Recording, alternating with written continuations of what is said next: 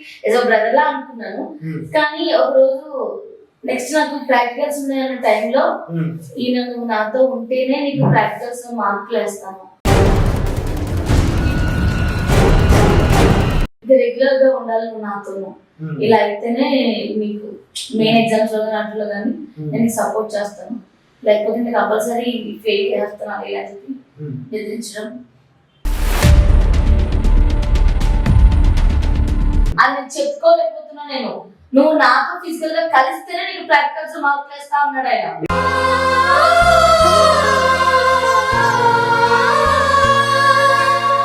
Easy కాదు, ఏదైనా మాట్లాడేయచ్చు అనేది కాదు. కాలేజ్ బిల్డింగ్ నుంచి దూకేస్తా నువ్వుతో అన్నారా? నేను తప్పు చేశాను కదా, మళ్ళీ ఏం చేస్తాడా మా ఇంట్లో తెలిసిందంటే మా అమ్మ నన్ను పరువు పోతుందని చెప్పి నేను ఆయనతో అసలు మాట్లాడట్లేదు సార్. ఆ క్లాస్ లో కూడా కాసేపు ఉంటున్నాను, నేను తల్లించుకుని నా ఫ్రెండ్స్ తో తిరుగుతున్నాను. వాడు తెలియదు తప్పించుకున్నా నేను బలైపోయిన అంతే నీ దగ్గర.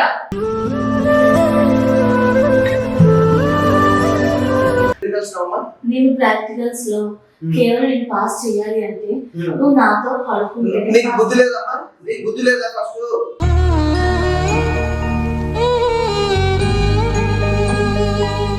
ఏమనుకుంటున్నావు?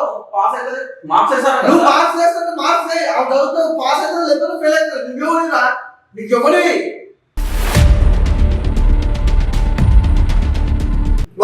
ఆయన పెళ్ళి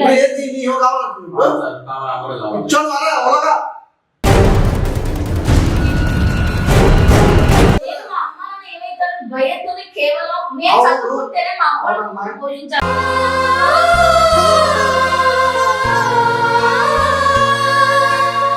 నీ పెళ్ళైతే పిల్ల పెట్టుకుని ఒక టీచర్ని 10 మందికి చెప్పే స్టూడెంట్ చెప్తావు, నువ్వే అవకపోయా. నీ తీట బట్టి నువ్వు ఆమె ఓడించావు, ఆమె నుంచి ఏదో ఎక్స్పెక్ట్ చేస్తాను ఓడించావు. సో నాకు ఒక 500 మరి ఆమె ఎందుకు ఇచ్చినావా? ఆమె ఏమి ఇచ్చింది నీకు? ఏదో ఆశించినావు కదా.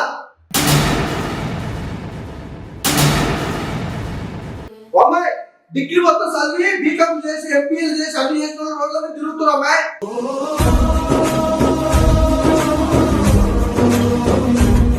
మీ వల్ల కాలేజ్ పరువు పోతుంది. కాలేజ్ పలానా కాలేజ్ అని నేను చెప్పండి. ఇప్పుడు మరి ఇలా ఇక ముందర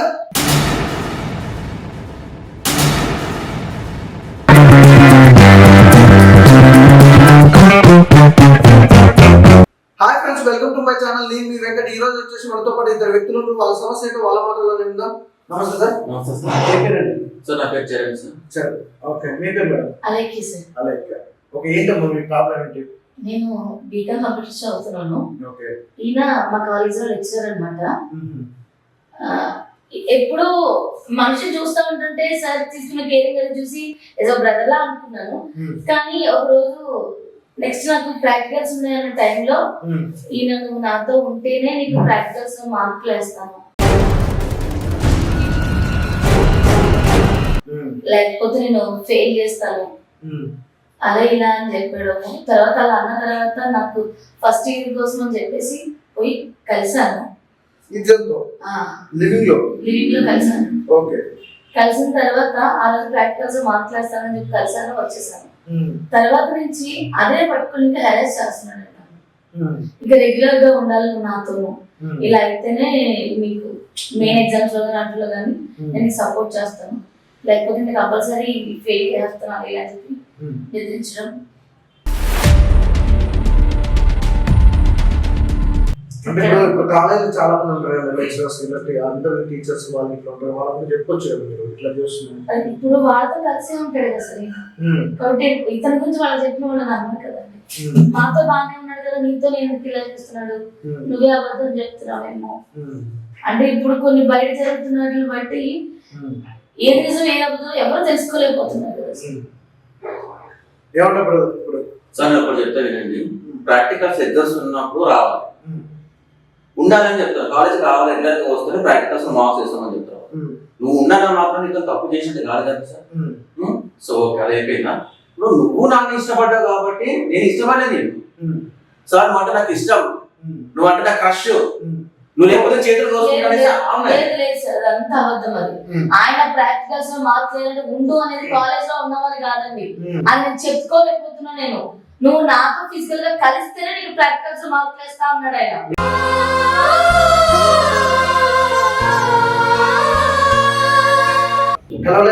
ఫిజికల్ గా మీరు ఫిజికల్ కలిసింది ఎప్పుడు కలిసాం సార్, ఫిజికల్ గా కలిసాం. మరి కలిసినాక ఇంకేంది మళ్ళీ ఏ టైంలో కలిసామో ఎందుకు కలిసామో చెప్పండి చెప్పండి. తను చెప్పేది ఫిజికల్ కలిసామని తను నాకు ఫోర్స్ చేసింది. నువ్వు నాకు ఇష్టం, నువ్వు లేకపోతే చేసింది. కాలేజ్ బిల్డింగ్ నుంచి దూకేస్తా మాటలు మాట్లాడేటప్పుడు ఈజీ కాదు, ఏదైనా మాట్లాడేయచ్చు అనేది కాదు. కాలేజ్ బిల్డింగ్ నుంచి దూకేస్తా నువ్వు అన్నారా? చెప్పిందా అన్నది సార్. ఒక రీజన్ అని ఉండాలి కదా బ్రదర్. నువ్వు ఒక్కనే కాదు కదా, నువ్వు అందగా ఉన్నట్టు కూడా కాదు కదా సార్. సార్ 6 ఫీట్స్ అందగా నేను 6 ఫీట్ అందగా మామూలు అందగాని కాదు భయ్యా. ఇప్పుడు అమ్మ చెప్పే ప్రాబ్లం ఏంటి? ఆల్రెడీ మేము కలిసినా అన్నారు, కలిసి అయిపోయింది కదా, మళ్ళీ ఎందుకు అరేంజ్ చేస్తున్నావు? నేను చేయలేదు సార్. దాని గురించి అమ్మ చెప్తుంది క్లియర్ గా. ఏం ఆశిస్తుందా సార్? ఏం లేదండి, నాకు ఫస్ట్ ఇయర్ నుంచి ఆయన అదే టార్చర్ పెట్టాడు. ఇప్పుడు నేను థర్డ్ ఇయర్ వరకు కూడా అదే ఇంకా కంటిన్యూటీగా చేసుకుంటానే వచ్చాడు. ఫస్ట్ ఇయర్ నేను కలిసాను, ఆ తర్వాత నుంచి నేను అతనితో మాట్లాడాను కానీ అంతా కూడా నేను మానేశాను. ఎందుకంటే తప్పు చేశాను కదా, మళ్ళీ నేను ఏం చేస్తాడా మా ఇంట్లో తెలిసిందంటే మా అమ్మ నాన్న పరువు పోతుందని చెప్పి నేను ఆయనతో అసలు మాట్లాడట్లేదు సార్. ఆ క్లాస్ లో కూడా కాసేపు ఉంటున్నాను, నేను తరలించుకుని నా ఫ్రెండ్స్ తో తిరుగుతున్నాను.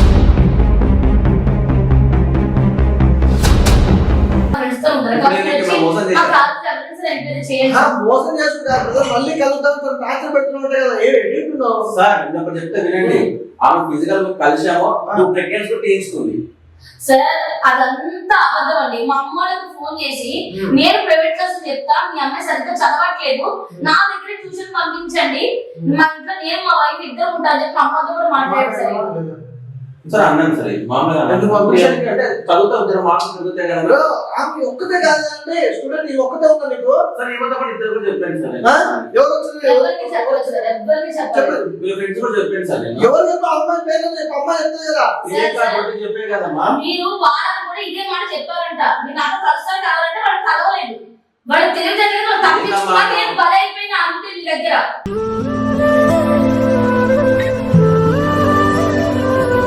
ఏదైనా మాట్లాడాలి చెప్పకు. ఇరికించేది పోలీస్ స్టేషన్ కాదు, లేకపోతే కావాలని చాడీలు చెప్పాల్సిన అవసరం కూడా లేదు. ఇప్పుడు నువ్వు చేసే దాని గురించి మాట్లాడుతుంటే నాకు సంబంధం లేదు, నేను ఒకసారి కలిసినావు కదా, అయిపోయింది కదా, తర్వాత నన్ను ఎందుకు డాక్టర్ పెడుతున్నావు? ఆచరణ ఉండమని చెప్తున్నా సార్. రెండు సార్లు ప్రెగ్నెన్సీ తీర్చుకున్నప్పుడు నాకు ఫిజికల్ గా ఉన్నప్పుడు అప్పుడు ఏమైనా ఉంటారు కదా సార్, ఉండమని చెప్తున్నాను. అమ్మాయి ఫస్ట్ టైం కలిసింది, దేనికి కలిసింది నీతో? నేను ప్రాక్టికల్స్ లో కేవలం నేను పాస్ చేయాలి అంటే నువ్వు నాతో పడుకుంటే. నీకు బుద్ధి లేదమ్మా? నీకు బుద్ధి లేదా? ఫస్ట్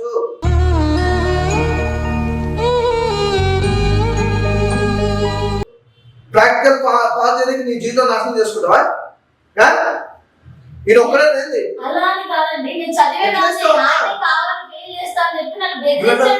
ప్రాక్టికల్ నువ్వు ఫెయిల్ చేస్తుంటే నువ్వు నీతో కలవాలి. అవును సార్. నేను అన్న మాత్రం ఎలా ఎట్లా అంటావురా? ఎట్లా అంటావు? ఫెయిల్ చేస్తే ఎట్లా అంటావురా? ఏమనుకుందని ఉంటావు? పాస్ అయితే మార్క్స్ వేస్తాను. నువ్వు మార్క్స్ వేస్తుంటే మార్క్స్ చదువుతావు, పాస్ అయితే లేకపోతే ఫెయిల్ అవుతావు. నువ్వేమోరా? నీకు ఎవరి ప్రాక్టికల్ లో పాస్ చేస్తాను నా కమిట్మెంట్ చేయాలి. నీకు బుద్ధి లేదమ్మా? నువ్వెట్లా ఇస్తావు అమ్మాయి? ఫెయిల్ అయితే ఇంకోసారి రాసుకుంటావు, లేదంటే ఇక్కడ కూర్చుంటావు సంవత్సరం. జీవితం కంటే ఎక్కువ ఎవరైనా పిచ్చి పిచ్చి నడకలాడుతున్నా నిన్న నా దగ్గరకు వచ్చి ఆమె కలిసిందంటే నువ్వు కలిసినావంట.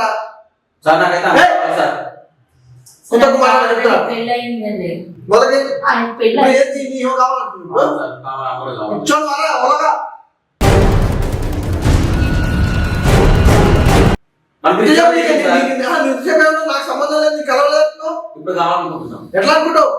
అదే నాదే అయింది. ఇట్లా పోయి ఇట్లా తీసుకొచ్చుకుంటానికి కావాలని ఎట్లా కలుస్తారు? మీ ఇద్దరు నాటకాలు, మీ ఇద్దరు కావాలని ఇద్దరు ఒకరొకరు కలుసుకొని ఇప్పుడు నాటకాలు అంటున్నది. నన్నే కాదు, ఆయన ఇప్పుడు మా ఫ్రెండ్స్ ఇద్దరు వచ్చారన్నారా, వాళ్ళు కూడా ట్యూషన్ తీసినప్పుడు చేతిలో వేసాడంట. వాళ్ళు సరే అమ్మాయి, చెప్పుకున్నారు, మా ఇంట్లో నువ్వు చెప్పు, ఇంట్లో పోలీస్ స్టేషన్ లో చెప్పొచ్చు, లేకపోతే ఎక్కడైనా చెప్పుకోవచ్చు. నేను మా అమ్మ నాన్న ఏమైతారు భయంతోనే కేవలం నేను అవును. చదువుకుంటేనే మా అమ్మ అవునమ్మా. పోషించాలి.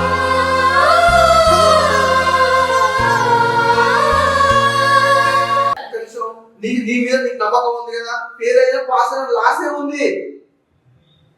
ఇప్పుడు పేరైనా పాస్ అయిన లాసే ఉందమ్మాయి. మా నాన్న ఒకవేళ ఫెయిల్ అయినావు వినమ్మా, ప్రాక్టికల్ ఫెయిల్ అయినావు మళ్ళీ రాసుకుంటావు. మా అమ్మ తట్టుకోవాలి, నువ్వు ఫెయిల్ అయితే తట్టుకోరా మీ ఇంట్లో. వాళ్ళు కష్టపడి చదివిస్తున్నారు. ఈనోడు వీడెవడు వీడెట్లా ప్రాక్టికల్ ఫెయిల్ చేస్తాడు, వీడెవడు నీ పేపర్ నీకు ఇస్తారు కదా, కరెక్ట్ చేసేది ఆయనే కదా. కరెక్ట్ చేసేది తర్వాత చూపిస్తారు కదా. పిల్లల అవకాశం ఆడుతున్నారు ఇద్దరు వచ్చిన దగ్గర భలే ఉన్నారు ఒకళ్ళు. మీ ఇప్పుడు నీకు అండర్స్టాండింగ్ నీకు లేక ఆయనకు మీ ఇద్దరి మధ్య అండర్స్టాండింగ్ లేక వచ్చి కావాలని దూరం పెట్టుకుంటారు. సార్ నేను ఒకటి చెప్తున్నా, నువ్వు ఇంకొక మాట ఎక్కువ మాట చెప్తా. నీ పెళ్ళైన పిల్ల పెట్టుకుని ఒక టీచర్ని 10 మందికి చెప్పే స్టూడెంట్ చెప్తావు, నువ్వే అవకపోగా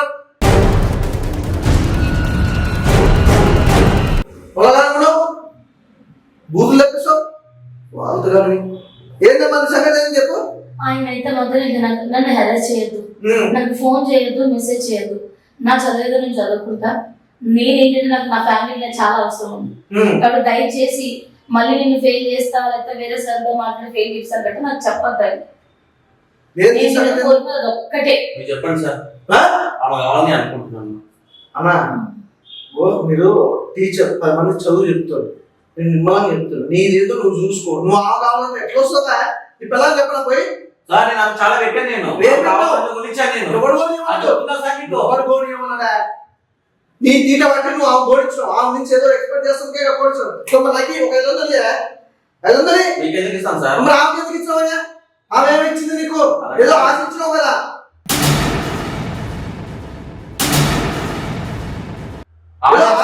మాట్లాడుకో, ఎందుకు ఇవ్వాలి, ఎందుకు ఆశించాలి? నీ పిల్లలు లేదా? నాకు తిరిగి ఇచ్చేమని చెప్పండి సార్. మరి ఆ పిల్లలు వాడుతుంది, ఆ పిల్లలు వాడుతున్నావు కదా. అని ఇష్టంతో వచ్చింది, దేనికి నిన్నే కోరుకు దొరక మైండ్ పోకుండా ఇష్టంతో వచ్చింది అయిపోయింది. మళ్ళీ ఇప్పుడు ఎందుకు అడుగుతున్నావు? వాళ్ళతో ఇట్లా చేస్తే పోలీస్ స్టేషన్ చెప్తున్నా పరాజు మనం నారాయణ ఏంది నీ సంగతి ఏందమ్మా? ఆయన కొనించుకో కొనిలేదు అయిపోయింది, నీ జీవితం నాశనం చేసుకున్నావు. వద్దు సార్, అదే మిమ్మల్ని అడిగేది. అతని నుంచి నాకు ఎటువంటి ఫోన్ చేసినా మెసేజ్ చేసినా ఇంటికి ఏంది నేను ట్యూషన్ చెప్తా. ఏ ట్యూషన్ చెప్తావు? సెకండ్ క్లాసా థర్డ్ క్లాసా? ఫస్ట్ వస్తాను చెప్పింది సార్. అయిపోయింది అయిపోయింది. ఇప్పుడు అసలు ఇద్దరిని తీసుకొని పోలీస్ స్టేషన్ ఓపెన్ చెప్పాలి. అసలు లెక్క ప్రకారం పోలీస్ స్టేషన్ వరకు ఎందుకు? పోలీస్ స్టేషన్ ఎందుకంటే మరి అమ్మాయి ఎందుకు పెడుతున్నా టార్చర్. నేను ఆమె కావాలని నాకు నా ముందరే చెప్తున్నాను ధైర్యంగా. చెప్పింది సార్. అయిపోయింది అమ్మా, సీరియస్ చెప్తా. నీకు చదివేదో నువ్వు చదువుకో, నీకేమైనా ప్రాబ్లం ఉంటే నాలుగు చెప్పు. అర్థమవుతుందా? నువ్వు చిన్న అర్థాలు వేస్తే పోలీస్ స్టేషన్ ఓపెన్ చెప్తా, నీ సంగతి చూసా చెప్తా.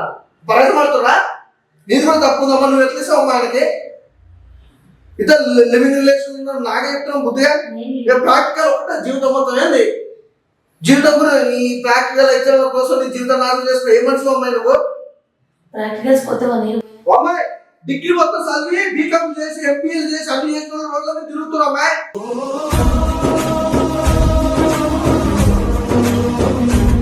జాబ్ వస్తుంది, జాబ్ పని చేసుకోవచ్చు, టాలెంట్ ఉంది, 100 రకాలు ఉన్నాయి, ఒకటే లేదు. చదువులోనే బాగుపడతాడు, ఏం రూల్ లేదు. చదువు ఉన్నోడు బాగుపడతాడు, చదువు లేనోడు బాగుపడతాడు. తెలివితేటలు ఉండాలి, తెలివి ఉంటే చాలు. నీకు ఏదో ఇష్టం ఉంది, ఆయన మీద క్రష్ ఉంది, ఆయన నీ మీద క్రష్ ఉంది, ప్రాక్టికల్ ఫెయిల్ చేస్తాను నేను ఇచ్చినట్టు చాక్లెట్ అమ్మా. చాక్లెట్ నేను చాక్లెట్ అదేమన్నా చాక్లెట్ అమ్మా చెప్పలే, చాక్లెట్ బిస్కెట్ ఆయన అడగని ఇచ్చినందుకు. మీరు మంచుకుంటారు, తర్వాత వచ్చి గొడవ పెట్టుకుంటారు. ఆ అమ్మాయి సైడ్ చూసినా మాట్లాడినా మాత్రం నేను మర్యాద సీరియస్ చెప్తున్నా. నువ్వు ఇంకా ఈయనతో మాట్లాడినా ఈయనతో ఉన్న అసలు సంబంధం లేదు మీ ఇద్దరికి. ఇప్పుడు ఎంత ఇప్పుడు సెకండ్ థర్డ్ ఇయరా భయ్యా? ఏమన్నా రిపీట్ అయినాక మీ ఇద్దరు నేను నాకు మీ కాలేజీ ఒక కండిషన్ ఇచ్చుదా? తప్పకుండా.